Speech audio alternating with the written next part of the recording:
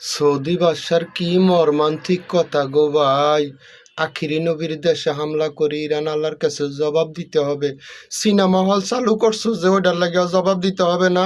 মদের বার খুলছো ওইটার লাগে জবাব দিতে হবে না?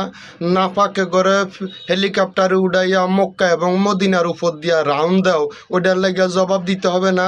তোমার তেলের গাদিতে মিসাইল ফালাইছে, তেল বেচা বন্ধ হইয়া গেছে, গহনা দুম্বা খাইতে পারবা না। 30 বছরের পিছিয়ে পড়ছো, এটা বিশ্লেষকদের ধারণা। এটির লেগে জবাব দিতে হবে না? আরে ইরান শুধু হুসাইন রে রাদিয়াল্লাহু তাআলা আনহুরে শুধু কেল ইরাকের মাটিতে হত্যা করা হয়েছিল, শাহাদাত করা হয়েছে, এই কারণে কোনো নাফাক ইরানে যাইতে দেয় না। এটাই তো ইরানের সবচাইতে বড় দোষ। কইছে ইরানের পবিত্র ভূমিতে কোনো নাফাক আসবে না। আর তুমি বিলাইছি কেন ছিটতে পারলে কয় না এই মাছ আমার জন্য হারাম। ব্ল্যাকমেল করতে আছে মুসলমান করে, মুসলমান অন বোঝে।